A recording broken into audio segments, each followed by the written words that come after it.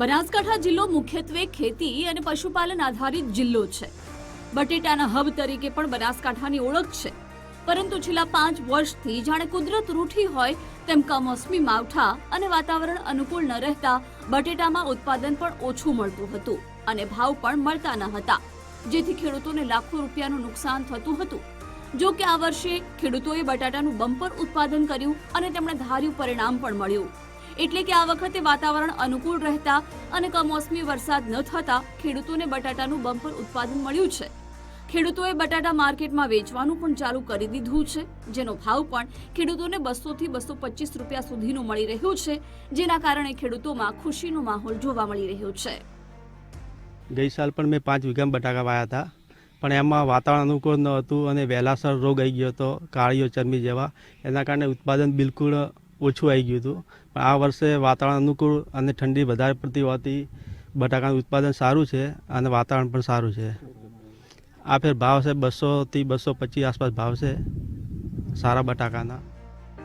મહત્વનું છે કે આગ્રા અને યુપીમાં હજુ બટેટા નીકાળવામાં આવ્યા નથી, તેથી ગુજરાતમાં બટેટાના ભાવ સારા મળી રહ્યા છે। જો ત્યાંથી બટેટા અહીં આવવાની શરૂઆત થશે તો બટાટાના ભાવ નીચા જવાની શક્યતાને લઈને ખેડૂતોમાં ચિંતા જોવા મળી।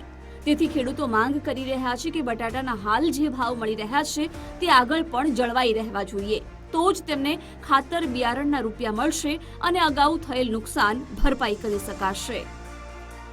અત્યારે ભાવ ગણીએ, ભાવની દ્રષ્ટિએ કહેવા જઈએ તો 210 થી 221 રૂપિયા છે, પણ આગ્રા અને યુપીનું હજી ખોદાણ ચાલુ થયું નથી।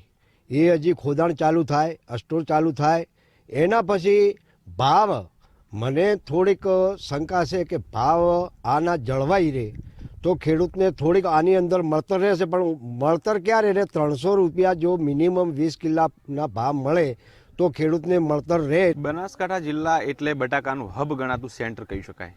બનાસકાંઠા જિલ્લામાં દર વર્ષે આમ તો મોટાભાગે કહી શકાય કે બટેકાનું જ વાવેતર થતું હોય છે, ત્યારે આ વર્ષે પણ ખેડૂતોએ કહી શકાય કે બટેકાનું વાવેતર કર્યું હતું। ત્યારે આ વર્ષે આપ દ્રશ્યમાં જોઈ શકો છો કે બટેકા કાઢવાના શ્રી ગણેશ થઈ ચૂક્યા છે।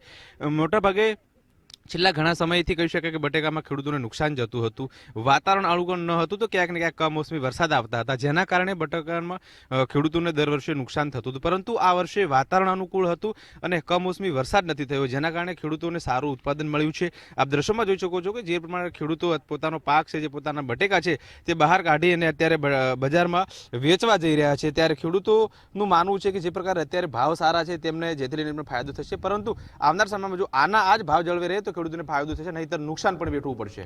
કમલેશ નાભાણી, ગુજરાત ફર્સ્ટ, બનાસકાંઠા।